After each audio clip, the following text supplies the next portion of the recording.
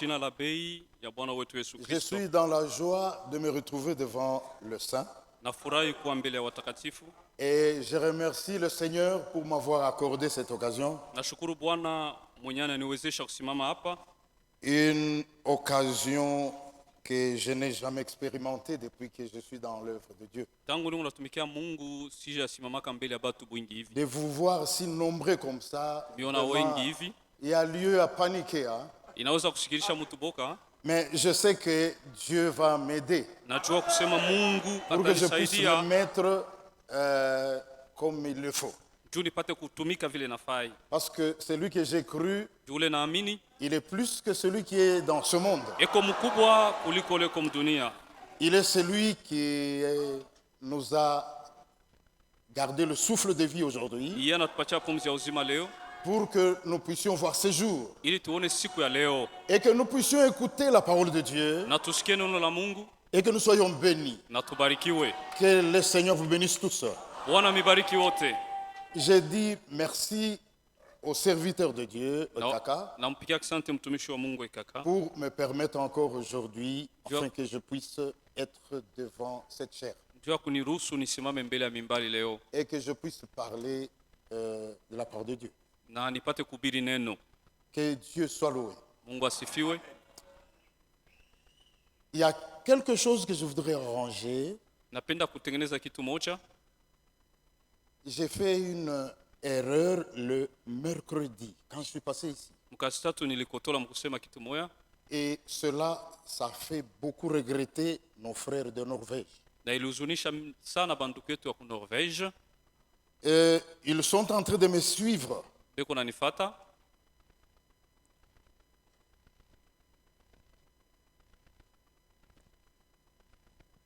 Ce mercredi, j'ai commencé à énumérer les églises qui sont à Norvège. J'ai cité le nom et j'ai oublié de citer une église. Cette église, c'est le tabernacle de Fredrikstad. Alors, j'ai omis de citer le nom. Quand les sœurs de cette église et les frères de cette église n'ont pas entendu parler de leur église au moment où j'ai cité toutes les églises de Norvège, ils ont parlé à leur pasteur et posé des questions, ils se sont étonnés. Alors, cela a fait voir comme si j'ai omis ou j'ai pas oublié, parce qu'ils croyaient que... Oui, en quelque sorte. Donc, ils croyaient que je n'ai pas reconnu que cette église existe. Et pourtant, plusieurs fois, j'ai déjà été dans cette église pour pécher. Cela ne m'a pas arrangé d'apprendre cela. Alors, je dis, même si j'ai demandé mes excuses ou le pardon chez le berger, peut-être le berger n'allait pas atteindre tous les fidèles de cette église. Alors, il fallait que je passe devant, comme je l'ai fait le mercredi, que je le fasse devant tout le monde. Et là, en Europe, partout, ils vont suivre. Un enfant de Dieu, c'est un enfant qui est humble. Il faut savoir s'humilier, frère. Il faut savoir s'humilier, mon frère, ma soeur. C'est ça, Dieu. Si vous voulez le découvrir, il y a une parole qui dit ceci. Celui qui s'humilie, Dieu va l'élever. Mais celui qui s'élève, Dieu va l'humilier. Ça, c'est Dieu. Que le Seigneur vous bénisse. Je m'excuse de prendre ce temps. Et il fallait que je sorte ça de mon cœur. Nous allons lire la parole de Dieu. notre écriture habituelle. Andiko yetu ya yenye tulisoma kadiri ya juma. Nous allons nous mettre debout. Tutasimama wote. Nous allons lire dans Romains chapitre 10 à partir du 13e verset jusqu'au verset 17. Waroma sura 10 mstari 13 mpaka 17.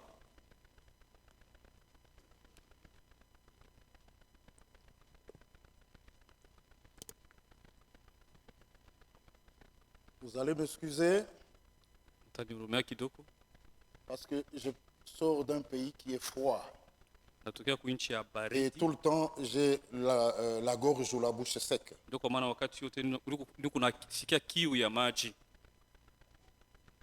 Je veux prier. Éternel Dieu Tout-Puissant, Créateur du ciel et de la terre. Je te loue et je te remercie. Tu es un Dieu compatissant. Tu es un Dieu d'amour. Tu es l'alpha. Tu es le commencement et la fin.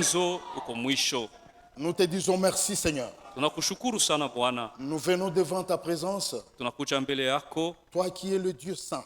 Nous venons avec nos imperfections, Seigneur, avec des manquements graves. Mais nous savons, toi qui es souverain, toi qui es saint, toi qui es notre Père, c'est toi qui as dit venez à moi, vous tous êtes chargés et fatigués, je vais vous donner du repos. Nous sommes devant ta présence, Seigneur. Manifeste maintenant ta présence au moment où nous allons lire ta parole. Sois au milieu de nous. Comme ta parole le dit, si 2 ou 3 sont assemblés à mon nom, je suis au milieu d'eux. Merci de ta présence. Guéris-nous à travers cette parole. Réponds à nos besoins, Seigneur. Toi qui tu nous connais bien, plus que nous-mêmes. C'est dans le nom puissant de notre Seigneur et Sauveur Jésus-Christ. Amen. Amen.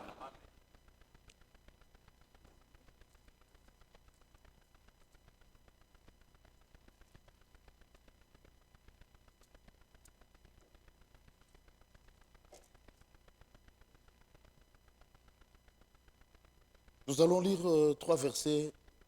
Ma soeur, mon frère, vous allez vous asseoir et je vais continuer avec la lecture. Car quiconque invoquera le nom du Seigneur sera sauvé. Comment donc invoqueront-ils celui en qui ils n'ont pas cru? Et comment croiront-ils en celui dont ils n'ont pas entendu parler? Et comment en entendront-ils parler s'il n'y a personne qui vient prêcher? Et comment y aura-t-il de prédicateurs s'ils ne sont pas envoyés? Selon qu'il est écrit qu'ils sont beaux les pieds de ceux qui annoncent la paix, de ceux qui annoncent de bonnes nouvelles. Pouvez vous asseoir. Mais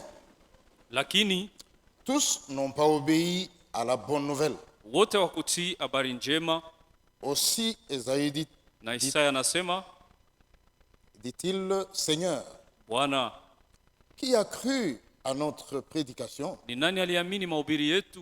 Ainsi la foi vient de ce qu'on entende, et ce qu'on entend vient de la parole de Dieu, de Christ. Que Dieu bénisse sa parole.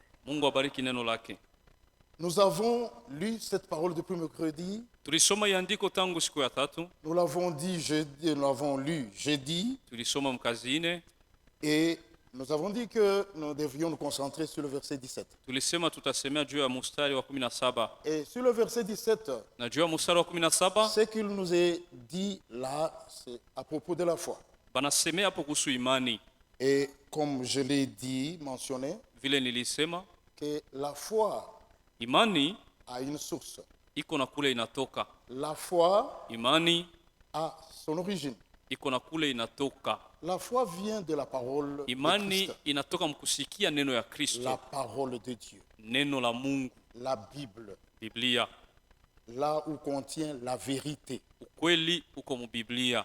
La vérité qui est dans la parole de Dieu kweli yenye iko ndani ya neno la Mungu est une vérité qui demeure éternellement. Ni kweli yenye kudumu lote. Cette vérité, ma sœur et mon frère, hii kweli ndugu na dada, si vous la croyez, kama unaiamini, elle va vous affranchir de tout péché. Itakuweka huru toka zambi yote. Elle va vous libérer. Itakufungua de tous les esprits impurs. Toka mapepo mchafu yote. Parce que c'est une puissance kwa sababu ni uwezo qui vient auprès de Dieu. Yenye inatoka kwa Mungu. Jamais une personne a suivi la parole de Dieu comme il le faut. Hakuna mtu ashafataka neno la Mungu vile nafai et se retrouver dans la confusion. Kisha afikie mumuvurugo. Non, non. Hapana. À moins que ça ne soit pas la parole de Dieu et la kama akufata neno ya Mungu ya kweli. Parce que il y a parole et parole. Kuko neno na neno kuko tofauti. Il y a une parole qui est falsifiée. Kuko neno mule baliongeza mawazo. Il y a une parole qui est mélangée.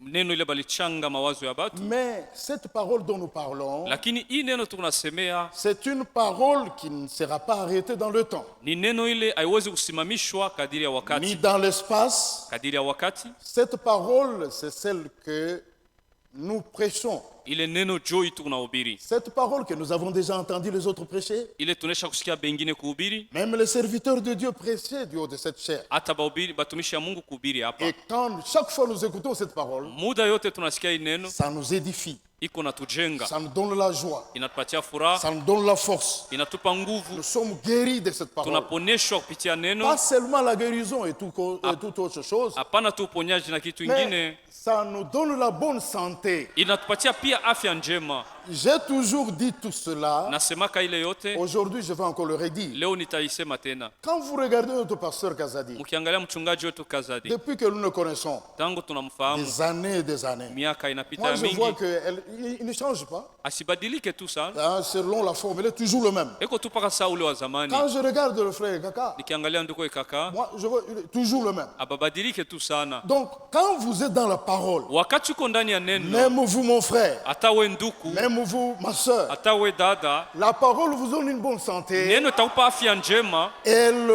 arrange votre peau. Inatengeneza na ngozi yako. Vous aurez une belle peau. Unaanza kuangala. Ce n'est pas des produits remplis de hydroquinone. Haina mafuta ya kutakatisha pana. Ou ce n'est pas seulement le fruit. Haina matunda. Mais la parole. Lakini neno.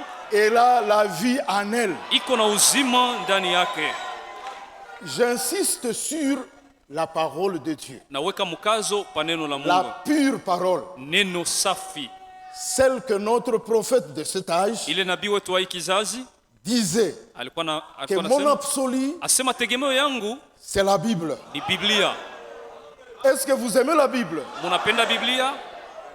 Moi j'aime ma Bible. Napenda Biblia yangu. Et j'aime beaucoup la Bible encore. Napendaka sana Biblia. J'aime que vous puissiez aimer la Bible. Napenda mupende Biblia. Parce que la vérité qui contient dedans, jukweli yenye kwa mu Biblia, nous accompagnerons jusque dans l'éternité. Itatusindikiza paka mu milele. Et dans cette éternité, na mule mu milele, nous serons toujours avec cette parole. Tutakuwa paka na hii neno.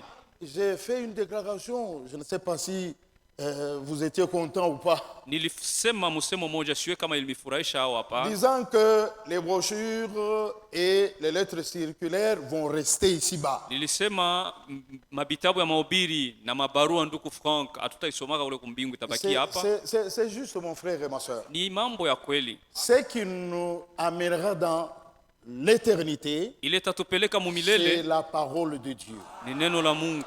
Parce que si vous voulez voir le résultat qu'a apporté ceux qui ont pris en vrac les brochures, kama tunaona matokeo ya mubaya ile libafikia bale balielewa mubaya bitabu ya mahubiri ya ndugu Branham, ils ont appelé notre précieux frère le prophète Branham, balimuita ndugu Branham qu'il est Dieu. kusema ni Mungu. Et ça c'est faux. Ile ni ya bongo. Il est le serviteur de Dieu que Dieu a utilisé ni mtumishi Mungu alitumia pour nous retourner à la foi apostolique. Ili turudishwe ku imani ya bamitume. Parce que il y a beaucoup qui se sont trompés. Juba mingi balikotola njia. Ils ont laissé l'essentiel. Baliacha kia mafa. Ils ne pouvaient pas emporter toute la parole de Dieu. Balikatala kubeba neno yote ya Mungu. Ils ne pouvaient pas ils ont refusé. Abakuweza. Ce n'est pas à dire qu'ils n'ont pas refusé, mais ils n'ont pas apporté toute la vérité de la parole de Dieu. Abakuhubiri neno yote ya kweli ya Mungu. C'est Irénée. C'est Colomban. Colomban. Ils avaient à chaque époque, c'est le formateur, une partie de la vérité. Mais à cet âge de la fin, l'âge de Laodicée, Dieu nous a fait grâce. Nous qui sommes arrivés à la fin de cet âge, c'est de recevoir toute la parole de Dieu. Tout ce que l'on a laissé, nous avons eu le privilège de pouvoir tout avoir. Et c'est même dans les petits détails, Dieu a fait faire que nous puissions apprendre des choses. Qu'au moment où nous étions dans les dénominations, nous n'avons pas entendu parler de ces choses. Je ne sais pas, c'est-à-dire ils n'ont pas eu cette révélation. Donc ma soeur et mon frère, si aujourd'hui tu écoutes cette parole, revenez encore pour pouvoir écouter la parole de Dieu en ce lieu. Tu apprendras beaucoup de choses et tu sauras qu'est-ce que c'est que la révélation de la parole de Dieu. Cette parole n'est pas révélée à tout le monde. Vous pouvez lire la Bible comme un journal, mais pour la compréhension, il faut Dieu. C'est pourquoi quand vous voulez lire la parole de Dieu, ou vous venez écouter la parole de Dieu, priez Dieu, demandez la bonne compréhension, préparez ton cœur pour recevoir la parole de Dieu. Parce que écouter la parole de Dieu, c'est écouter Dieu. Nous allons lire.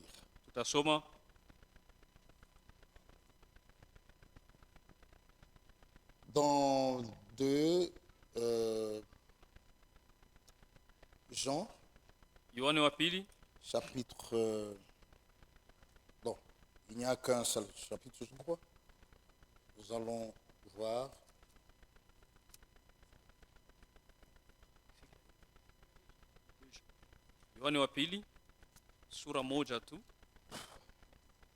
Oui.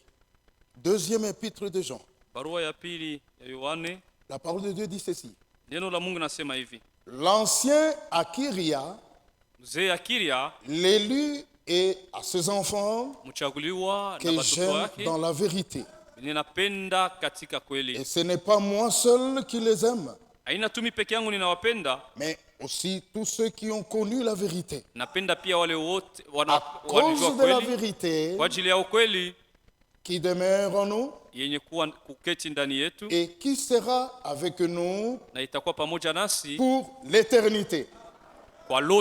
Donc vous comprenez que cette vérité de la parole de Dieu, elle ne sera pas seulement avec nous aujourd'hui, ni demain, mais dans l'éternité, nous irons avec cette parole. Alors c'est pourquoi nous devons l'aimer et nous devons le garder. Cette parole parle de Jésus-Christ, notre Sauveur, notre Seigneur. C'est celui que nous devons élever. Nous ne devons pas élever un homme. L'homme passe. Comme le dit la parole de Dieu, les cieux et la terre vont passer, mais la parole de Dieu restera éternellement. La parole de Dieu, c'est Dieu. Pourquoi Jean le dit? Au commencement était la parole. La parole était avec Dieu. naye neno alikuwa pamoja na La Mungu, parole était Dieu. naye neno alikuwa Mungu. La parole s'est fait chair Neno alijifanya kuwa mwili et il a habité auprès des hommes. na akaikala katikati ya Et watu. nous avons appelé Emmanuel Tulimwita Emanueli, et dire que Dieu avec les hommes. maana yake Mungu pamoja na watu. Donc vous voyez que nous ne sommes pas dans une aventure. Atufanye michezo. Nous savons qu'à partir de cette vérité, Tunajua kusema kupitia hii kweli, nous avons appris comment est-ce que le monde a été formé. tulijifunza namna gani dunia iliumbwa. Toutes choses qui existent ici dans le monde, Kitu kyote kinakuwa mdunia, que ce soit le soleil, ikiwa jua, que ce soit la lune, ikiwa mwezi, que ce soit les étoiles, ikiwa nyota, que ce soit les sources d'eau, ikikuwa chemchemu ya les maji, grandes eaux, ikiwa maji makubwa, les montagnes, milima, les dépressions, mabonde, les vallées, mabonde viennent parce que la parole de Dieu a fait appel à ça, ce qui soit créé. biko kwa sababu neno ilibiumba. C'est venu parce que la parole a parlé. Biko kwa sababu neno ilibiumba. Et ça existe. Na biko wako. Nous palpons et nous voyons. Tuko na biona na kubigusa. Alors comment est-ce que vous pouvez manquer avoir la foi? Utashinda kuwa na imani je? Déjà, vous avez déjà fait une expérience ou une expérience ile ni onjo de la foi. Ionjo ya imani. Mais vous devez, cette foi-là, devrait aller jusqu'à la perfection. Inapasha kwenda ifike kukamilifu. C'est ce que nous lisons dans la parole de Dieu. Ndio ile tunasoma maneno la Mungu. Hébreux chapitre 12. Waebrania 12.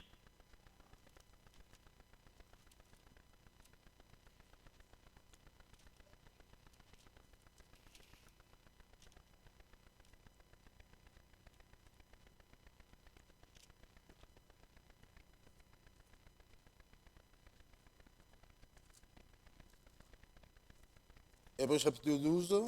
Waebrania sura 12. Nous lisons les 2 premiers versets. Mistari mbili ya kwanza.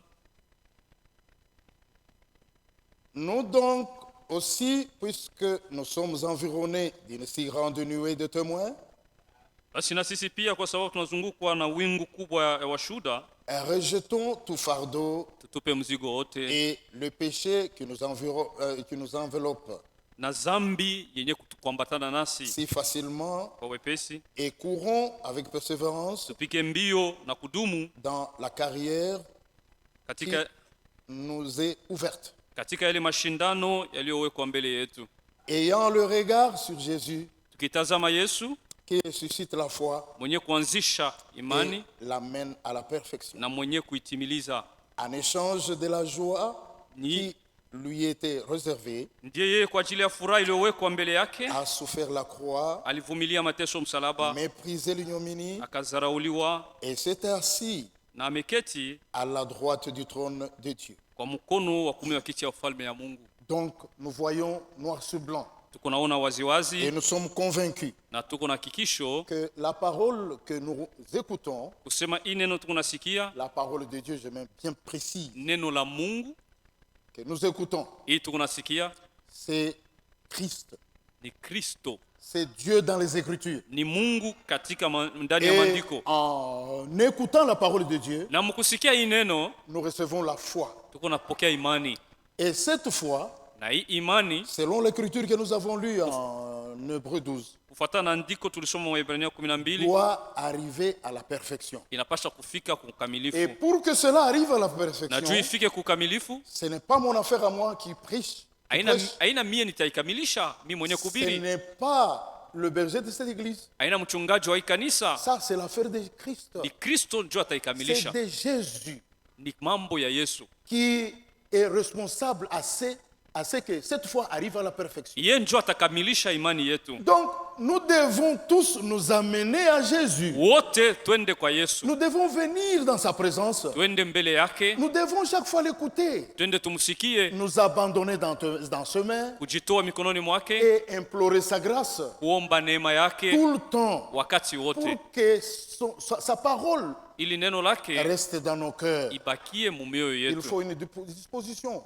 Tunapasha kuwa tayari Il faut disposer de nos cœurs. kutayarisha Il mioyo faut yetu, préparer nos cœurs. kutayarisha mioyo yetu. C'est comme un cultivateur Ni sawa na mlimaji pour semer une semence. juu apande mbegu Il ne yake, va pas aller en brousse ataenda mupoli commencer d'emblée à jeter la semence. Anaanza kutupa mbegu tu hivi. Non, ça peut tomber dans des mauvaises places et puis ça ne peut pas pousser. Mubaya haitaota. Ça peut être étouffé. Inaweza kusongwa. Mais il commence premièrement à préparer la terre. Atatayarisha kwanza udongo et enlever tout ce qu'il y a comme mauvaise herbe. Na kutosha majani yote mbaya. Et que la terre serait propre, alors il va commencer à na udongo kiwa tayari ndio ataanza kupanda mbegu. C'est comme ça avec nous. Ni sawa sawa na siye. Qui sommes appelés chrétiens. Ba Kristo. Qui sommes appelés croyants. Baaminifu. Qui viennent à la parole de Dieu. Benye kuya kuneno la Mungu. Qui cherchent Dieu. Benye kutafuta Mungu. Nous devons nous préparer souvent. Tunapasha kujitayarisha wakati wote. Et demander à Dieu. Na kuomba Mungu. Arranger nos vies. Atengeneze maisha yetu. Nous ne pouvons pas venir comme ça seulement. Atupashe kuya tu hivi. Nous devons demander à Dieu pour qu'il puisse nous pardonner. Tunapasha muomba Mungu ili atusamee. Tout ce qui n'a pas été juste dans notre vie. Mukila kitu Kenya tukufanya kizuri. Pendant ce jour où nous allons écouter la parole de Dieu. Wakati tunataka kwenda kusikia neno la Mungu. Dieu est saint. Mungu ni mtakatifu. Il veut que tous ceux qui l'approchent anapenda bote wenye kumkaribia sont aussi saints. Bawe batakatifu. Il ne peut pas marcher avec une personne qui n'est pas saint. Non. Mungu atatembea na mtu ula na mtakatifu. Ça ce n'est pas Dieu. Ula na Mungu. Pour qu'il puisse choisir un peuple d'Israël. Dieu l'a dit. Mungu alisema. Il dit que moi je suis saint. Mimi niko mtakatifu. Je t'ai choisi toi Israël. Na kuchagua wewe Israeli. Pour que tu sois aussi saint. Ili uwe mtakatifu pia. Mais c'est Dieu d'Israël. Ule Mungu wa Israeli. C'est le même Dieu que nous adorons toi et moi. Mais comment est-ce que nous allons l'adorer de notre façon? Non, non, ce n'est pas ce Dieu-là. Nous allons l'adorer comme Israël l'adorait.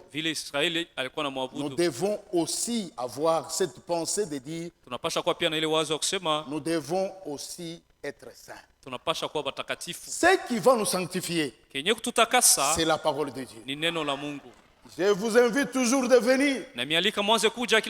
Les serviteurs de Dieu sont disponibles ici. Alors ne ratez pas. Il faut regretter quand vous ratez à venir à la vie. Parce que c'est la vie ça. Si vous ne venez pas, c'est que vous avez fait du mal à votre santé. C'est comme un médicament. Si vous ne le prenez pas, vous avez fait du mal à votre santé. Alors, pour nous, cette parole, elle donne la force à nos muscles. Elle donne la force à notre vie. Pour que nous soyons en bonne santé. Et c'est en écoutant la pure parole. Hébreux 13, 8. La parole de Dieu dit ceci. Jésus-Christ est le même hier, aujourd'hui et éternellement. Il ne change pas. Il est le même. Et il a besoin de nos vies. C'est pourquoi nous devons lui remettre nos vies afin qu'il puisse conduire nos vies. Quand nous écoutons la parole de Dieu, il y a engendrement. Parce que cette parole est une semence. Nous pouvons lire ça dans Luc, chapitre 11, verset 12.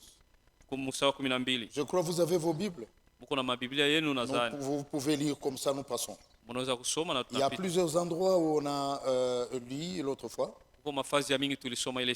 C'est aussi en 1 Pierre, chapitre 1, à partir du verset 23. Cela nous parle toujours que la parole de Dieu est une semence. Et cette semence est incorruptible. C'est une semence qui est vivante. C'est une vie qui est permanente. Alors, ça ne peut pas donc disparaître. Haiwezi kufa. Sa vie. Iko naishi. Ouais, c'est ça. Alors, le Seigneur Jésus-Christ a dit ceci. Bwana Yesu Kristo alisema hivi.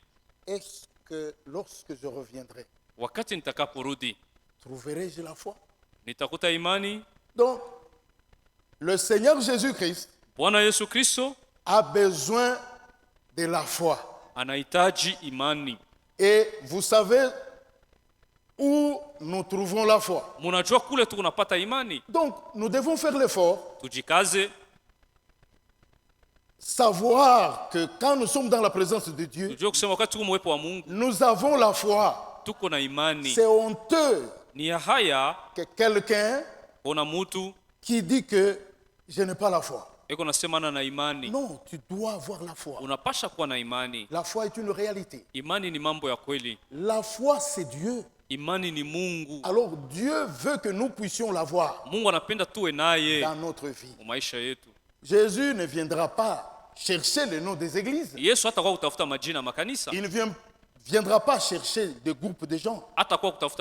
Mais il viendra chercher la foi. Alors c'est pourquoi il a dit, est-ce que lorsque je reviendrai, trouverai-je la foi? Donc vous voyez que Jésus a besoin de la foi. Donc nous devons avoir la foi. Nous devons demander cette foi. Oui, les disciples l'ont demandé. Ils ont dit à Jésus, augmente-nous la foi. Parce qu'il y avait de ce foi, il s'est retrouvé avec le Seigneur Jésus dans une barque. Et c'était sur une mer. Et quand ils naviguaient, ils étaient là. Jésus était allé au fond du navire et il dormait. Et il est arrivé à ce qu'il y a eu une forte tempête. Et la tempête a beaucoup soufflé. Et ils ont commencé à crier, réveillez Jésus. Oh, nous mourrons. Alors Jésus s'est réveillé. Il a fait arrêter la tempête. Alors il les a dit, hommes de peu de foi. Donc la foi, nous devons l'expérimenter. Nous devons rester fermes et garder cette foi en nous. Oui, nous devons avoir cette assurance. Parce que c'est ça la foi. Que le Seigneur bénisse. Nous continuons à lire les Écritures. Parce que c'est dans les Écritures où nous allons augmenter notre foi. Il est arrivé à un certain moment à Corinthe. Les gens, au lieu de mettre foi en Jésus, lui qui devait susciter la foi, lui qui devait faire naître la foi dans la vie des gens, ils ont mis leur espoir dans des hommes. Et c'est ce que nous voyons là dans 1 Corinthiens. Au premier verset, nous allons lire et entendre ce que l'Esprit de Dieu va nous dire. Frères et sœurs, c'est merveilleux. La parole de Dieu est succulente. Je le sens moi-même que c'est bon. Ouais. 1 Corinthiens chapitre... Premier épître de Corinthiens, chapitre 1, verset... Où est-ce qu'il est? Je crois que c'est là. Je vous exhorte, frères, par le nom de notre Seigneur Jésus-Christ, à tenir tous un même langage,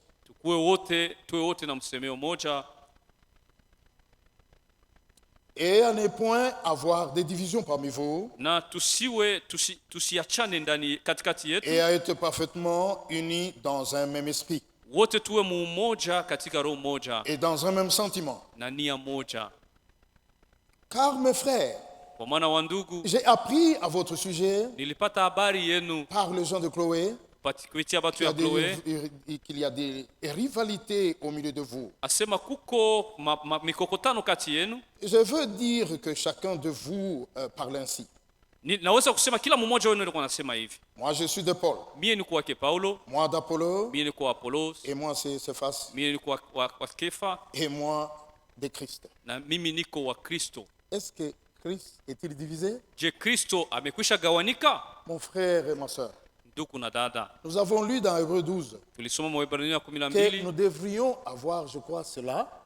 Nous devrions avoir tous le regard à Jésus-Christ. Wote tunapasha kumwangalia Yesu Kristo. Pas à ceux qui nous conduisent. Hapana bale beko natuongoza. Non. Hapana. Vous risquerez de trouver les erreurs dans les ceux qui vous conduisent. Unaweza kuona makosa mu maisha yabo. Et vous ratez. Na utakosa kifukuzio. Regardez à Jésus. Angalia Yesu. Regardez à la parole. Angalia neno. Ne dites pas mais pourquoi lui comme ça? Usiseme yeye ule kunafanya nini bila. Non, Jua nini kunafanya vya vile. Tu n'es pas venu à la parole de Dieu pour être surveillant. Au kukuya hapa njoo anze kuangalia maisha ya watu wengine. Que le Seigneur nous bénisse. Bwana atubariki. Focalise-toi la parole de Dieu. Weye angalia neno. C'est comme ce jour-là dans le désert. Iko saa ile siku mujangwa. Quand le peuple d'Israël avait mal parlé contre le serviteur de Dieu Moïse, et qu'il mourait, parce que Dieu a envoyé le serpent de quoi? Le serpent. Alors il mourait. Et ils avaient du poison. Et qu'est-ce qui est arrivé? Quand ils ont pleuré, non, nous mourrons et tout ça, Dieu a dit à Moïse, fais le serpent de rein. C'est celui qui sera mordi et qu'il va regarder à ce serpent de rein. Le fait seulement de regarder, et cela sera, ça va anéantir le poison qui sera dans son corps. Ce n'était pas question de regarder à Moïse, de regarder le serpent de rein. Tous devraient regarder à ce serpent de rein. Et cela typifiait le Seigneur Jésus-Christ. Donc, celui qui négligeait à ne pas regarder le serpent de rein, il mourait. Et c'est comme nous aussi. Si nous ne regardons pas la parole, si nous ne suivons pas la parole de Dieu, si nous ne focalisons pas la parole de Dieu, nous mourrons certainement. La mort est certaine. Pourquoi? Parce que nous sommes sur cette terre là où il y a le mal. Alors nous avons une solution. C'est la parole de Dieu. C'est l'évangile. C'est la parole pure que nous avons reçue. Et la parole de notre temps. Dans ce temps de la fin, nous sommes privilégiés, mes frères et mes sœurs. Parce que cette parole que nous avons reçue, c'est une parole qui nous remet à l'église primitive. Parce que cette église, c'était le Saint-Esprit qui était en train de conduire. Pourquoi? Parce qu'ils ont vécu la promesse de la parole de Jésus. Après la résurrection, Jésus a dit aller à Jérusalem, aller attendre le consolateur. Il sera venu, car je ne vous laisserai pas orphelin. Et quand il viendra, il va vous conduire dans toute la vérité. Donc, le Saint-Esprit, quand il est descendu, il est entré en Pierre. Il a entré dans toutes les sœurs qui étaient là. Mais nous avons vu que Pierre seul qui s'est levé parmi les autres et prenant la parole, commençant à leur rappeler de la vérité de l'Ancien Testament. Donc, l'Ancien Testament contenait aussi la vérité. Le diable, il est malin. Dans les églises dénominationnelles, il y a des fois où on ne s'occupe pas avec le problème, avec l'Ancien Testament. Et pourtant, l'Ancien Testament, c'était une référence des prophètes. Il disait que c'est la vérité pendant ce temps. Il s'est référé à la loi. C'était une vérité. Et alors Pierre a rappelé ce jour de Pentecôte que le Saint-Esprit qui est descendu, c'est la promesse qui a été faite depuis Joël, l'Ancien Testament, et cela s'est accompli dans ce jour d'aujourd'hui. Alors c'est pourquoi vous voyez les gens parler en langue, et ceux qui n'ont pas, en fait, ceux qui étaient à côté croyaient qu'ils étaient ivres de vin. Et pourtant c'était la 9e heure. C'est le matin, oui. Et alors Dieu voulait faire voir sa puissance. Alors ils ont goûté la puissance d'en haut. Ils avaient une partie de Jésus-Christ en eux. Parce qu'il n'y avait que seul Jésus-Christ qui avait la plénitude de Dieu en lui. Alors chacun avait une partie de Jésus-Christ. Et c'est ce qui a fait qu'ils étaient dans l'union et faire qu'ils avaient un même esprit. Donc ils vivaient l'amour fraternel. Il y avait le vrai amour qui se manifestait pendant ce temps. Non, ce n'est pas ce que nous voyons aujourd'hui. Vous êtes chrétien, vous avez reçu le message, vous avez reçu toutes ces choses, la parole de Dieu dans de petits détails et tout. Comment est-ce qu'un père peut vivre dans sa famille? Toutes les détails sont donnés. Comment une femme peut rester dans sa maison, dans le foyer même, tout est écrit là-dedans. Comment les enfants vont se comporter vis-à-vis de la parole de Dieu, tout cela est mentionné. Ce n'est pas quelque chose d'hasard que nous avons reçu. Nous avons reçu une parole très importante. Le retour de la foi apostolique. Comment ils s'habillaient? Quand la parole de Dieu dit qu'il ne permet pas à la femme de s'habiller le vêtement d'homme et l'homme s'habiller le vêtement de femme, beaucoup de gens commencent à amener l'interprétation là-dessus. Vous n'êtes pas de Dieu. Vous ne pouvez pas même aider Dieu. Vous n'êtes qu'une simple créature. Alors taisez-vous, écoutez la parole de Dieu, croyez seulement, full stop. Vous devez dire à la parole de Dieu Amen. Vous n'avez pas à discuter avec Dieu. Vous êtes qu'une simple créature. Si vous faites ce que Dieu veut, qu'est-ce que vous perdez? Absolument rien. Mais si vous faites l'orgueil, votre orgueil va vous amener dans la mort. Vous serez confus un jour.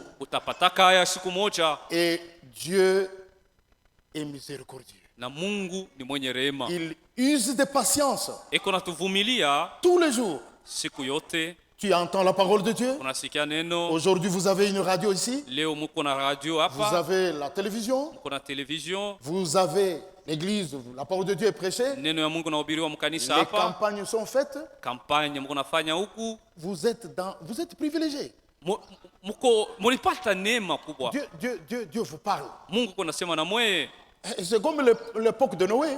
Ni wakati wa Noa. Il parlait alikuwa anasema que le déluge va avoir lieu. Kusema gharika itafanyika. Et il a commencé à construire selon ce que Dieu lui a donné. Akaanza kujenga safina kufuatana na maagizo ya Mungu. Et les gens voyaient. Na watu walikuwa wanamuona kujenga. Tous étaient là en train de voir ce que Noé faisait. Bote balikuwa wanamwangalia Noa akijenga safina. Et sa famille était présente. Jamaa yake ilikuwa pale. Et ils étaient en train aussi d'observer. Na bo balikuwa wanaangalia. Et Noé n'avait qu'un seul message. Noa alikuwa na ujumbe moja. Le déluge va arriver. Vula itanyesha. Il pouvait prendre les instruments, essayer de mesurer en haut. Baliweza kubeba ma instruments ya meteo kuangalia yulu. Pour voir s'il y avait des nuages noirs. Kama kulikuwa mawingu ya mvula. Mais il se doutait de rien. Lakini habakuona kitu. Mais Dieu qui garde sa parole et qui est fidèle. Mungu mwenye kuwa mwaminifu kuneno lake. Lui, il usait toujours de patience. Yeye alikuwa anawavumilia. L'arche était en train d'être construite pour que Noé et sa famille puissent loger là-dedans. Au jour le jour, la parole de Dieu était allée à son accomplissement. Ils ont terminé, les bêtes sont entrées, les hommes sont restés. Les hommes créés à l'image de Dieu. Bali Mungu aliumba kwa mfano yake. La parole de Dieu. Balishakia neno lake. Ils n'ont pas eu la foi. Habakuwa na imani. Or la foi, japo imani, c'est un sens que Dieu a donné à l'homme. Ni mlango ile Mungu alimpatia mtu pour qu'il soit en communion avec lui. Ili apate kushiriki pamoja na Mungu. L'homme a 5 sens. Mtu yuko na milango 5. Et ces 5 sens, na ile milango 5, c'est pour lui mettre en communion avec la terre. Ni juu apate kushiriki na batu bengine. Avec son corps même. Na mwili wake. C'est la vue. C'est l'odorat, c'est le goût, et c'est le toucher. Mais cela ne peut pas le mettre en communion avec Dieu. Mais Dieu, comme il est invisible, il a fait une chose pour qu'à partir de cette chose-là, vous soyez en communication avec lui. C'est la foi. La foi en Dieu. Parce qu'une personne ne peut pas voir Dieu. La foi aussi, nous la possédons en croyant seulement à la parole de Dieu. À ce Dieu que nous ne voyons pas. Mais nous croyons qu'il existe. Et nous l'expérimentons.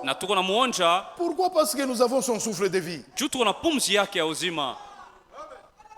C'est à regretter ceux qui doutent de Dieu. Ils ont l'orgueil à cause de ce souffle qui est en train de circuler dans leur corps. Mais le jour que le souffle sort, fini. Tout reste. Les voitures vont rester. La maison va rester. Les enfants vont rester. La vie qu'ils appellent vie, ça va rester. Mes frères, mes sœurs, la parole de Dieu est bonne. Je vais vous dire une chose. Vous voyez la rivière Katuba ici? J'ai passé là quand j'étais dans le monde. J'ai passé là à 2h du matin, 3h du matin, et pourtant j'habitais le Carrefour. J'étais chez les parents. J'ai sauté la barrière pour rentrer. Parce que je venais quelque part en train de chercher à prendre de la boisson. Mais ça, ce n'est pas la vie. C'était la souffrance. C'était l'esclavage. C'était le monde. C'était les esprits malins lesquels me visitaient tout le temps. Mais un jour, dans cette saleté, Dieu m'a appelé. Pas que quelqu'un est venu me lire la parole de Dieu. J'ai entendu seulement une voix. Mon frère, Dieu n'est pas difficile à pouvoir communier avec lui. haina nguvu wewe kuongea na Mungu. Parfois il te visite mais tu ne sais pas. Samu anakuwa pembeni yako lakini haujui. Il peut entrer dans un homme et venir. Anaweza kuingia ndani ya mtu te lire la parole de Dieu. Anakusomea neno lake. Mais tu es distrait. Lakini washa kulengama. Quelqu'un peut te visiter à la maison. Il peut te dire que nous pouvons prier. Mais Dieu peut venir de plusieurs façons. Mais nous sommes toujours distraits. Réveillons-nous. Veillons. Le temps est précieux. Mais la vie que nous avons aujourd'hui, dans cette parole, c'est ça la vie. Plusieurs de mes frères avec qui je faisais la vie, j'ai appris, j'étais venu mercredi, que plusieurs sont déjà décédés. Ceux qui étaient jeunes que moi, ceux qui étaient vieux que moi, sont décédés. C'est à cause de toutes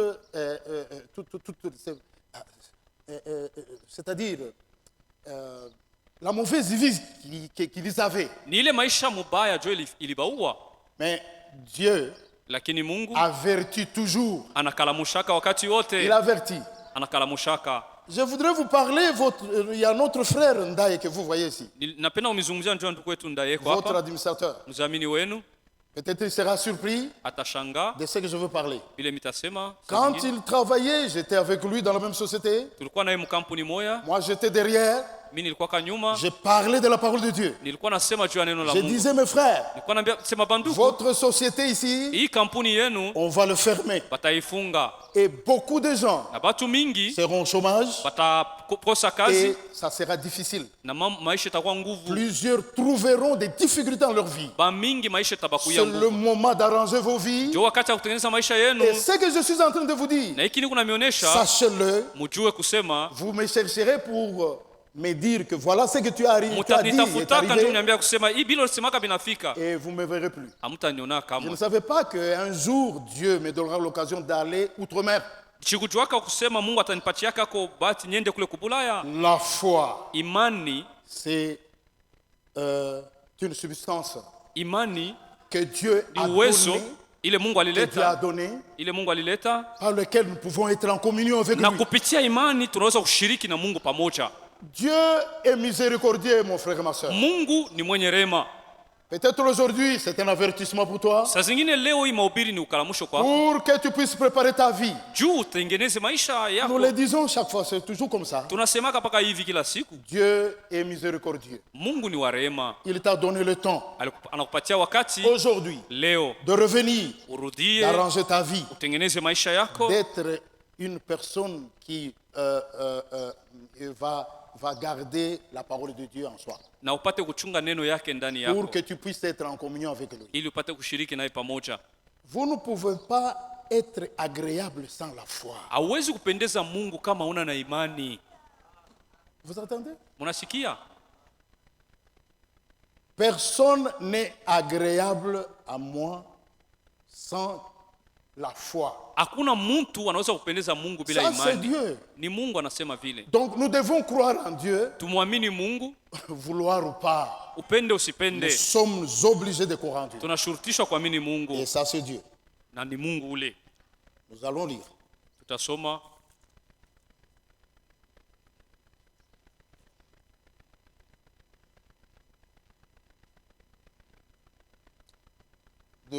Je parlais dans le livre de Corinthiens, pour ceux qui mettaient leur espoir dans les hommes. Alors Paul a dit ceci. Pourquoi? Parce que les gens voulaient... j'aimerais que nous puissions lire. C'est là où nous avons lu une partie.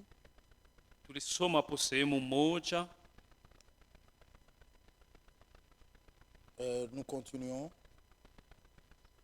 Le verset 13. Mstari wa 13 wa Korinto wa kwanza sura ya kwanza. Christ est-il divisé? Je, Kristo anagawanika? Paul a-t-il été crucifié? Paulo alisulubishwaka? Pour vous? Juu yenu? Ou est-ce au nom de Paul que vous avez été baptisé? Au ni mujina ya Paulo mulibatizwa? Je rends grâce à Dieu de ce que je n'ai baptisé aucun de vous.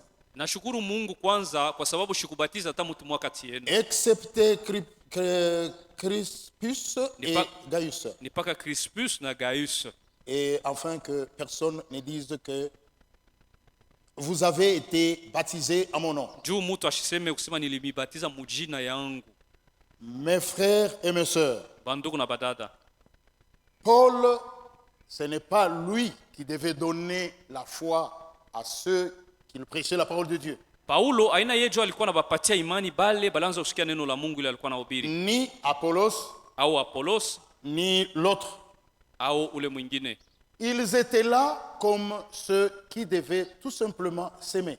Balikuwa pale sawa bapandaji wa mbegu. Si Paul devait s'aimer la parole de Dieu, donc prêcher, kama Paulo alipasha kuhubiri, Apollos devait passer pour arroser. Apollos alikuwa anapita juu kumimia maji. Mais il y a une chose importante qui vient. Kuko kitu ya mafaa kinakuja. C'est lui qui fait croître. Ni ule kuna komesha ile mbegu. C'est ce que nous avons lu. Ndio ile tulisoma. Que le Seigneur Jésus-Christ, sema Bwana Yesu Kristo, c'est lui qui va faire que la semence puisse arriver à la perfection. Yeye atafikisha mbegu ikomeye ifike kukamilifu. Arriver à la perfection. Ifike kukamilifu. Ce n'est pas l'affaire de Paul. Aina Paulo kuna ifikisha ukamilifu. Ce n'est pas l'affaire d'Apollo. Aina mambo ya Apollo. C'est l'affaire de Dieu lui-même. Ni Mungu mwenyewe. C'est pourquoi remettons-nous tous à Dieu. Ndio kwa maana wote tuende kwa Mungu, tujiachilie kwa Mungu. Toutes ces choses-là se suivent. Ibi bitu byote bifanike. Et que nous puissions être vraiment dans un chemin qui est droit. Na tukue munjia mzuri.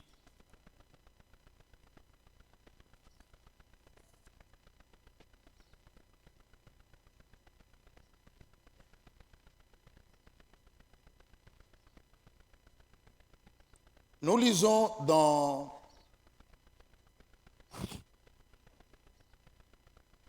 Matthieu chapitre 8. Matthieu sura 8.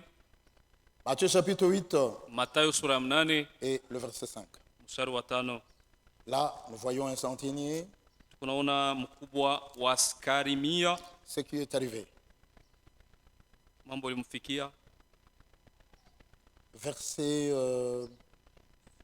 nous lisons à partir du verset 5. Mstari wa 5. Comme Jésus entrait dans Capernaum, wakati Yesu alikuwa anaingia Capernaum, un centenier l'aborda, mkubwa wa askari 100 akaenda mbele yake, le priant et disant, akamusi na kumwambia, Seigneur, mon serviteur mtumishi wangu est couché amelala à la maison, nyumbani, atteint de paralysie, anapozwa et souffrant beaucoup. Na kunateswa sana. Jésus lui dit, Yesu akamujibu, j'irai nitaenda et je le guérirai. Nitamuponya. Le centenier répondit, mkubwa wa askari 100 akajibu, Seigneur, Bwana, je ne suis pas digne mimi sistahili que tu entres sous mon toit. Uingie nyumbani kwangu. Mais dis seulement un mot, sema neno moja tu, et mon serviteur na mtumishi wangu sera guéri. Atapona. On continue. Tunaendelea. Car moi qui suis soumis à des supérieurs, kwa maana mie niko natii bashefu yangu, j'ai des soldats niko na baskari sous mes ordres, penye kunitii. Et je dis à l'un, niko naambia mmoja, va, wende, et il va. na anaenda. À l'autre, mwingine, viens, kuja, et il vient. na anakuja. Et à mon serviteur, mtumishi wangu, fais cela, fanya hiki, et il le fait. na anafanya. Après l'avoir entendu, kisha kumsikia, Jésus fut dans l'étonnement. Yesu akashangaa. Jésus s'étonne. Yesu anashangaa. Il s'étonne comment? Anashangaa juu ya nini? Lisons la suite. Tusome ile inafuata.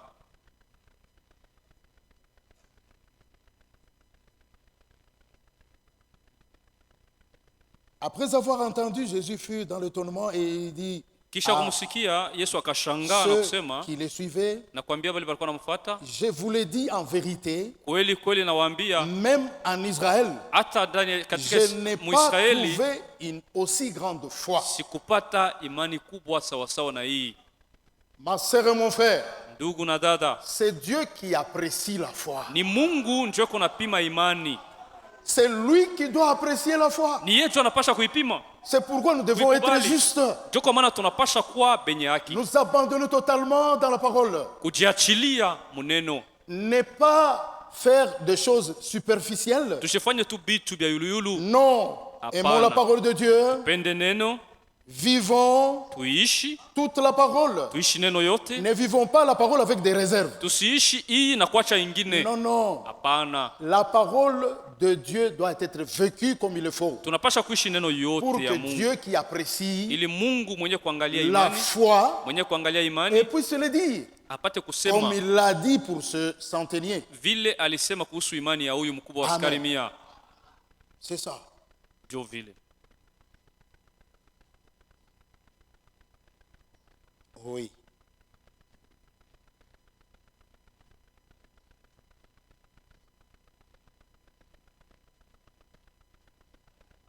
La foi est toujours positive. Imani yote kunasema bitu bitaendeka.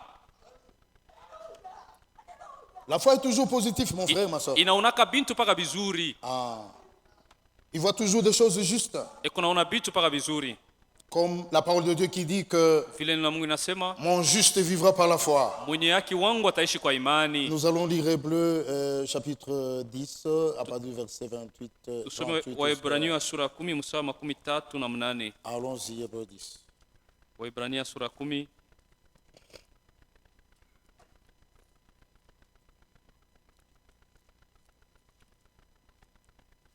Hébreux chapitre 10.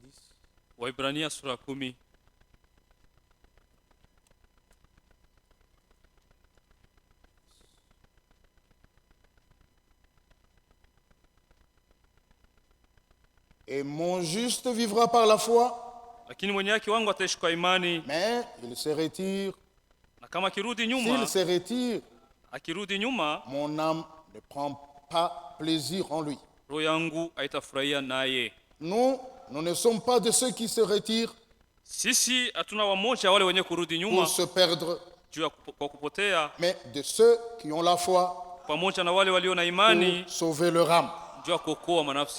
Nos âmes sont des âmes précieuses. La parole de Dieu dit dans Ézéchiel, l'âme qui pêche, c'est celle qui va mourir. Si Jésus est allé à la croix, c'était pour sauver nos âmes. Et si nous n'écoutons pas la parole de Dieu, ou gardons la parole de Dieu, le premier n'est pas seulement écouter, nous devons le garder. Garder, c'est vivre. Vivre, c'est obéir aussi à la parole de Dieu. Ça doit marcher ensemble. Et la foi et l'obéissance. Nous devons obéir à la parole de Dieu. Et cela, c'est très important. Proverbe 10.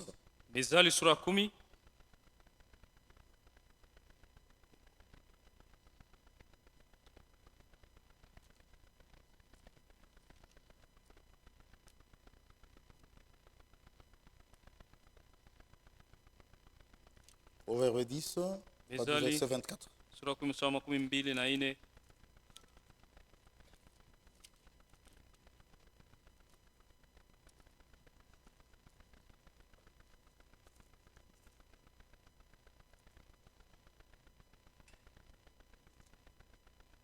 C'est que redoute le méchant, c'est ce qui lui arrive. Et c'est que désire le juste, leur est accordé. Ce que redoute un méchant, c'est qui lui arrive. Tu es là en train de te faire des imaginations. Tu as peur. Tu dis que bon, les sorciers, ils vont m'attraper.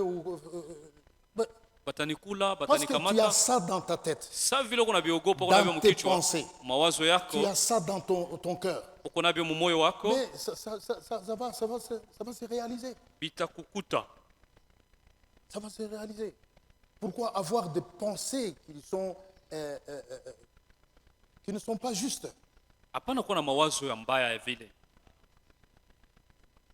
Tu ne dois pas avoir de telles pensées. Et ce que désire le juste leur est accordé. Un juste doit toujours penser positive.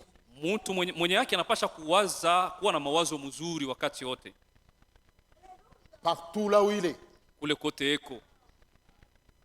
Vous savez, une chose, c'est parce que nous ne voyons pas ce que Dieu est en train de faire. Si vous demandez à Dieu, ou si Dieu voulait nous faire voir, quand nous sommes sur la route, comment est-ce que les esprits malins nous guettent pour chercher à nous détruire? Vraiment, nous aurons, je ne sais pas comment, à chaque fois remercier Dieu et chaque fois. Dans les bus où nous entrons, les esprits malins ou les démons sont prêts pour le renverser afin que nous puissions mourir. Que vous soyez dans des bateaux, que vous soyez dans la maison, si nous voyons ce que le diable est tenté de planifier pour nous détruire, nous devions être sérieux. Mais par la grâce de Dieu, certaines choses nous ne voyons pas à cause de la chair que nous avons et à cause de beaucoup d'histoires que nous sommes en train de nous distraire avec. Mais comme si nous étions comme le serviteur de Dieu qui était à la montagne, qui avait vu comment est-ce qu'ils étaient encerclés par le Philistin, et qui a dit à son serviteur, mais serviteur, nous sommes morts ici, nous sommes encerclés.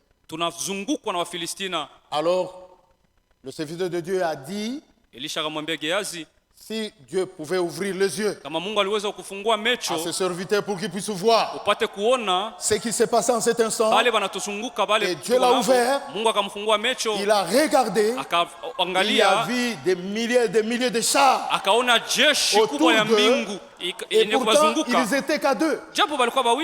Alors ne vous déconsidérez pas, ma soeur et mon frère, vous qui êtes enfants de Dieu, vous qui avez la foi, marchez en honneur à la foi que vous avez, parce que vous avez un Dieu vivant. Ne vous négligez pas, ne vous mettez pas des pensées injustes. Notre Dieu a vaincu. Marchez comme un vainqueur, persévérez, vous verrez la gloire de Dieu. Dieu ne nous a pas appelés pour nous laisser nous traîner comme ça. Dieu connaît ce qu'il est en train de faire. Nous sommes en train d'aller vers le ciel. Et Dieu va nous récompenser. Et tout ce que nous sommes en train de vivre ici, quelles que soient les difficultés, ce n'est pas cela qui va être comparé à la gloire que nous vivrons là, à la joie que nous vivrons aussi là. Non, frère, c'est tout ce que... Vous voyez, quand on chante ici, bon, cette joie entre dans nos cœurs, nous ne pensons plus à rien. Nous sommes dans la joie et nous voulons que ça reste comme ça, que nous ne puissions plus pas aller à la maison. Mais une fois que nous sortons dans l'esprit, bon, nous commençons à penser, bon, la maison, nous avons laissé les enfants, nous avons laissé les histoires. Bon, ça c'est le monde. Mais l'esprit ou la pensée que Dieu nous avait donnée. Il nous a donné la pensée de son royaume, la pensée de l'éternité. C'est ce que Adam et Ève, ils avaient perdu. Dans le jardin d'Éden, ils n'ont pas été créés pour qu'ils puissent être chassés. Ils devaient rester là et vivre éternellement. Mais ils avaient la parole de Dieu. De dire que s'ils brisaient cette parole, ils devraient mourir. C'est ça. C'est ça la condition.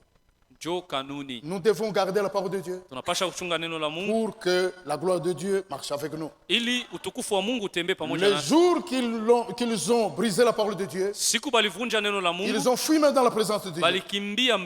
Et Dieu commençait à leur chercher. Parce que Dieu avait une assemblée. L'assemblée comme nous l'avons ici, elle existait déjà dans le jardin d'Éden. Ma soeur et mon frère, Dieu est toujours le même, hier, aujourd'hui et éternellement. Donc nous allons continuer comme nous sommes là, avec la parole de Dieu. Et nous devons être sérieux dans ce que nous sommes en train de faire. Mais quand Adam était chassé, il est resté, il devait mettre au monde.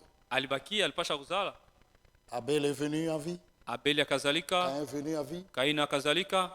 Là, et je l'ai dit, même dans toute la famille, quand vous avez Abel, oui, sachez que Caïn est aussi là. Eh bien, il faut voir seulement les œuvres de l'un à l'autre. Ces esprits ne sont pas morts. Ils continuent encore à vivre. C'est pourquoi nous devons montrer les œuvres quand nous avons la foi. La foi a ses œuvres vis-à-vis de la parole que nous avons eue. C'est pourquoi tous les hommes religieux, ils sont en train de manifester l'espèce de la foi qu'ils ont, ou toute espèce de sémences qu'ils ont eues dans tous les groupes qu'ils se trouvent. Donc, ils ont des semences. Il y a plusieurs fois. Ça, c'est selon le monde. Mais chez Dieu, il n'y a pas plusieurs fois. Il n'y a qu'une seule fois. Et c'est la foi en Dieu. Mais quand vous voyez certaines personnes commencer à élever des serviteurs, soit comme on a élevé le prophète, qu'il est devenu Dieu, c'est une chose horrible. C'est grave. Et le serviteur de Dieu, en apprenant une telle chose, il a voulu même quitter le champ missionnaire. C'est une très mauvaise chose. Être élevé à la place de Dieu, c'est très dangereux. Nous devons être sous Dieu, et être conduits par lui. Et c'est comme ça que Dieu a fait les choses. Nous continuons à lire. Parce que la parole de Dieu doit être lue et selon les Écritures. Et c'est comme ça.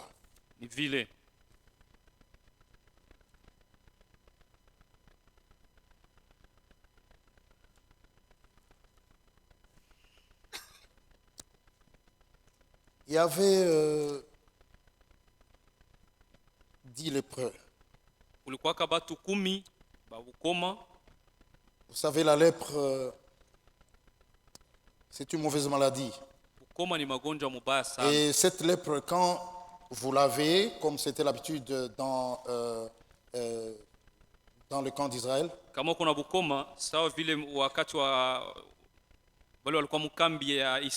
on doit t'isoler.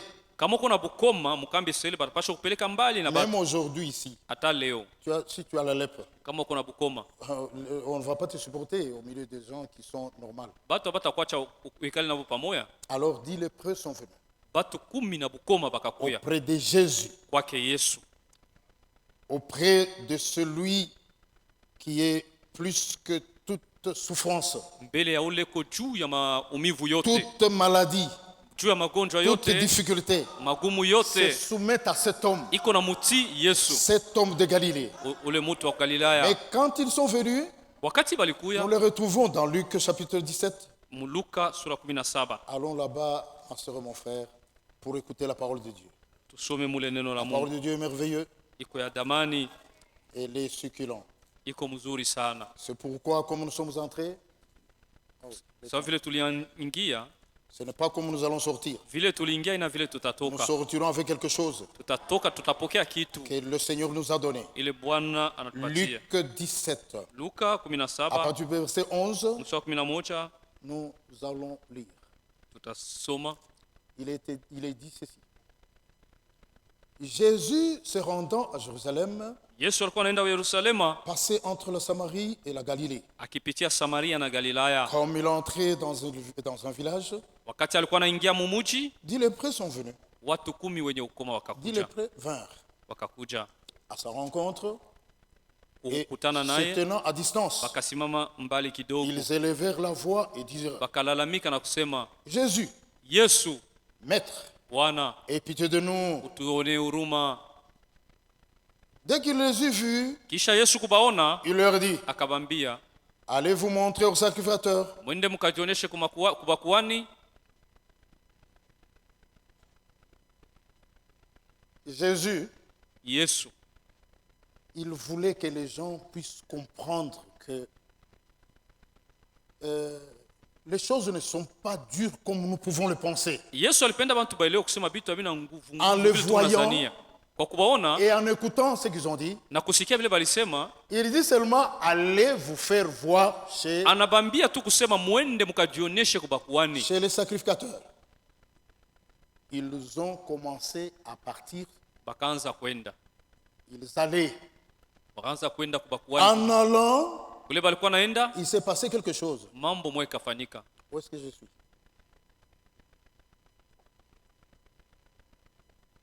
Le verset 15. Mstari wa 15, Non, 14, nous rentrons encore à 14. mstari wa 14. Dès qu'ils eurent vu, il leur dit: allez vous montrer au sacrificateur. Kisha Yesu kubaona akabambia mwende mkajioneshe kwa Et pendant kuhani. qu'ils allaient, Na wakati walikuwa ils naenda, arrivaient qu'ils furent guéris. ikafika wakapona.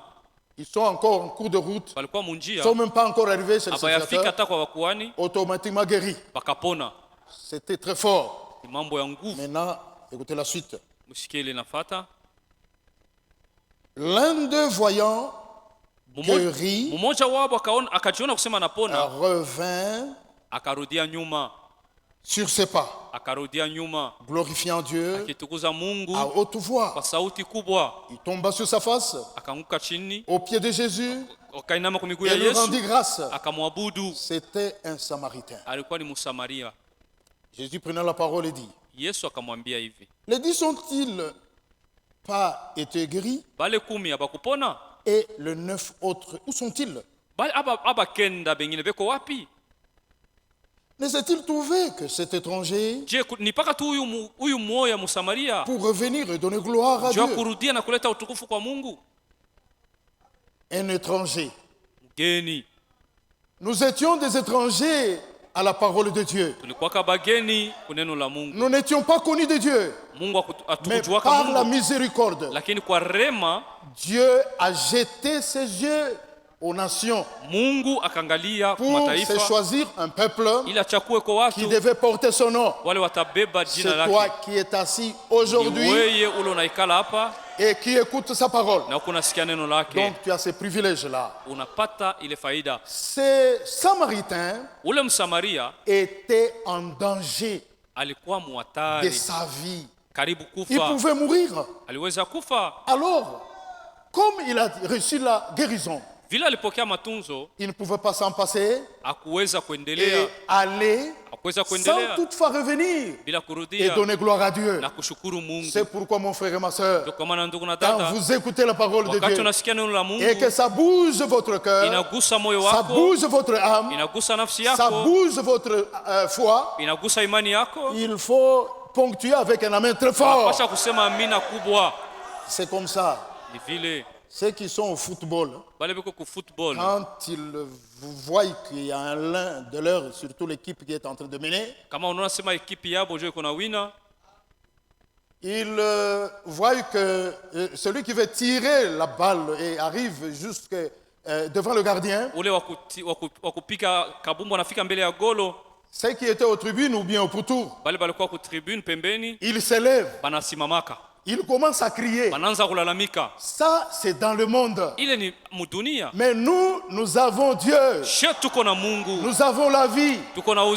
Mais quand on cite le nom de Jésus, pour le bien qu'il a fait, si nous restons en silence, nous sommes complices de tous ceux qui ont condamné Jésus à la croix.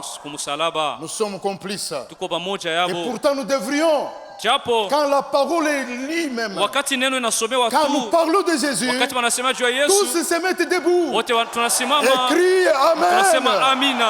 Pourquoi? Parce que Dieu est en train de faire quelque chose ici présent. Sache que Dieu fait quelque chose. C'est son œuvre. Nous tous ici, nous sommes l'œuvre de Dieu. Dieu n'exclut pas quelqu'un qui vient à lui. Non. L'œuvre de Dieu, c'est Dieu qui le fait. Ce n'est pas un homme. Lisons Ésaïe 53.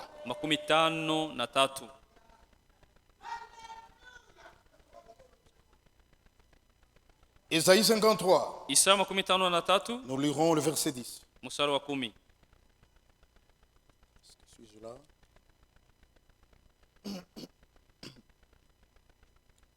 Il a plu à l'Éternel de le briser par la souffrance. Après avoir livré sa vie en sacrifice pour le péché, il verra une postérité et prolongera ce jour. Et l'œuvre de l'Éternel prospérera entre ses mains. Donc nous sommes certains aujourd'hui que l'œuvre de Dieu qui s'est fait en ce place, même ce qui se faisait dans des stades, c'est Dieu qui était aux affaires. Et son œuvre va prospérer et personne ne peut l'arrêter. L'œuvre continuera jusqu'au moment où il arrivera à ce que nous soyons récompensés, surtout ceux qui espèrent encore en l'enlèvement. L'enlèvement est une réalité. Dieu est une réalité, comme le diable est une réalité. Les fils de Dieu sont de réalité. Les fils du diable sont de réalité aussi. Quand il y a le ciel, il y a aussi l'enfer. C'est la réalité. Donc, nous devons avoir l'assurance que le Dieu qui nous a appelés, il va être fidèle à réaliser ce qu'il a fait comme plan. Sœurs et frères, parlez de la parole de Dieu dans la famille. Parlez aux voisins. Parle à celui qui passe. Dites que Jésus t'aime. Jésus a besoin de ta vie. Il veut prendre possession de ta vie et pouvoir t'aider. Il y a plusieurs qui sont ici. Ils ont été invités pour qu'ils viennent écouter la parole de Dieu. Mais comment toi aussi tu as été invité? Comment tu ne peux pas inviter quelqu'un d'autre? Dieu te bénira. Parce que la parole de Dieu dit ceci. C'est lui qui amènera une âme à Dieu. Certains de ses péchés seront pardonnés. Croyez-vous à cette parole? C'est la parole de Dieu. Donc nous devons mettre cette parole en obéissance est en vie. tunapasha kutii na kuishi Nous neno. devons vivre cette parole Tunapasha kuishi neno pour que Dieu soit avec nous. ili Mungu awe pamoja nasi. Nous ne devons pas oublier encore une chose. Hatupashe kusahau kitu kingine, C'est aimer ton prochain comme tu t'aimes ni toi-même. kupenda jirani wako vile unajipenda Là, mwenyewe. c'est la clé. Pale ile ni funguo. Aimer son prochain Kupenda jirani wako comme tu t'aimes toi-même. vile unajipenda. Tu ne peux pas te faire du mal toi-même. Hauwezi kujikosea wewe. Alors comme tu aimes, Vile unajipenda, alors faites aussi pour ton voisin. penda vile vile jirani wako. Parle-lui bien. Sema naye Ne le vizuri. répondez pas de bêtises. Usimtukane, Ne sois pas en colère contre lui. usimshirikie. S'il t'a fait du mal, Kama nakukosea, pardonnez-lui. umsamehe.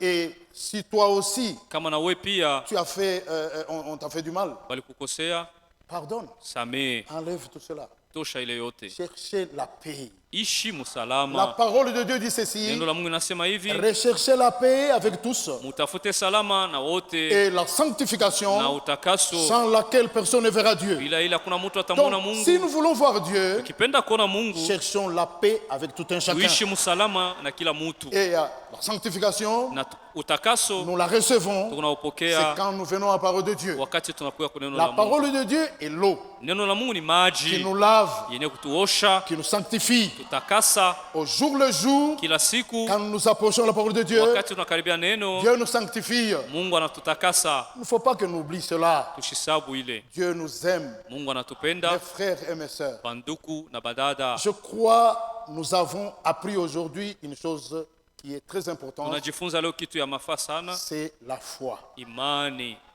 Avec la foi, Imani nous entrons en communication avec Dieu. iko natuweka tushiriki pamoja na Mungu. Parce que Dieu est esprit, Juu Mungu ni roho, nous ne pouvons pas le palper comme ça. hatuwezi kumgusa na À mikono. partir de la foi, Kwa imani il nous a donné l'occasion d'être en communication avec lui. alituwezesha tushiriki naye pamoja, Et la foi na imani vient seulement à écouter la parole de Dieu. inatoka tu kwa maneno ya Mungu. Cette parole doit Tunasikia être pure. neno unapasha kuwa Elle safi, doit être mélangée. Non, tusiongeze kwa elle ne kitu, doit pas être mélangée. tusiongeze kitu. La Bible dit dans Apocalypse, Ufunuo Biblia inasema et le dernier chapitre, ni andiko ya mwisho, nous allons lire ça. tutaisoma Apocalypse, sura ya mwisho. Apocalypse chapitre 22 Ufunuo 22 dit ceci. inasema hivi: Et voici, je viens bientôt. tazama niko nakuja bado kidogo, Heureux celui qui garde les paroles de la prophétie de ce livre. ili mwenye kuchunga maneno ya unabii ya hiki C'est kitabu. moi Jean qui ai entendu, vu ces choses. Ni mimi Yohane nilisikia na kuona hivi vitu, Et quand j'ai eu entendu et vu, na wakati nilibisikia na kuviona, j'ai tombé aux pieds de nilianguka l'ange kwa miguu ya malaika. qui me le montrait pour Ule l'adorer. alikuwa ananionyesha hivi vitu juu ni muabudu, Mais il me dit, garde-toi akasema usiniabudu, de faire. Je suis ton compagnon de service niko mfanyakazi pamoja na et wewe celui de tes frères, na pamoja na banduku yako les prophètes et de ceux qui gardent les paroles de ce livre. manabii na benye kuchunga maneno ya hiki kitabu. Adore Dieu. Abudu Mungu.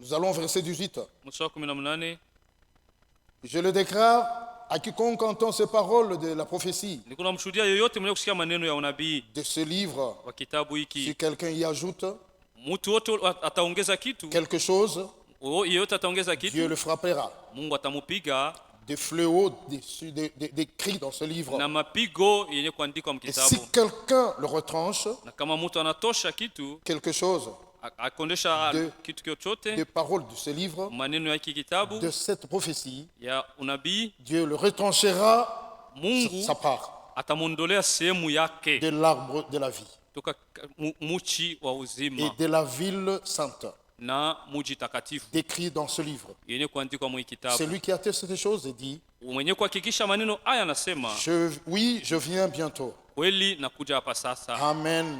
Amina. Viens Seigneur Jésus. Uja Bwana Yesu. Que la grâce du Seigneur Jésus soit avec tous. Neema ya Bwana Yesu Kristo iwe pamoja nanyi wote. Que le Seigneur nous bénisse tous. Bwana atubariki wote. Je termine la prédication aujourd'hui. Namaliza mahubiri leo. Mais je ne mets pas un point. Lakini siweke nukta. J'ai mis seulement une virgule. Naweka mkato.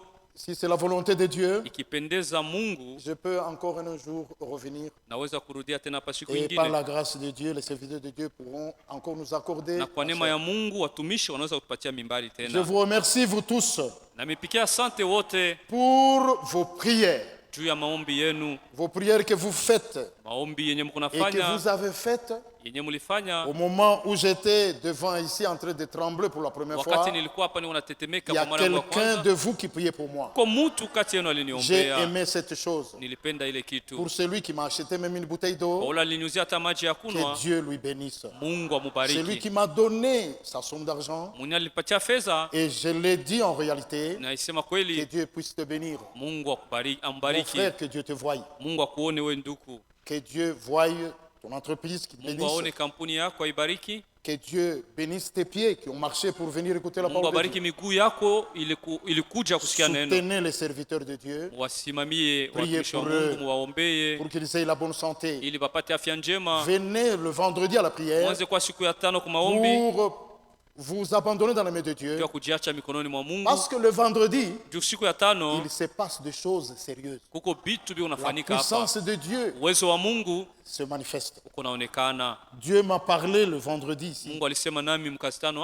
Et j'ai pu réaliser ce que Dieu a fait.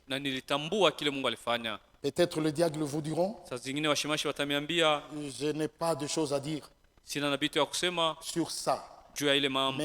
Saa zingine bashemashi watamionyesha. Dieu vous parlera à travers le diacre. Mungu atamionyesha ile mambo atakupitia bashemashi. Je dis merci au serviteur de Dieu Kaka. Na mshukuru mtumishi wa Mungu Kaka. Et je demande si vous aimeriez à ce que je puisse aller aussi saluer les frères et sœurs de Norvège. Kama nipeleke masalamu yenu kwa ndugu ya Norvège na badada. Que Dieu vous bénisse. Mungu amebariki. Merci. Asante.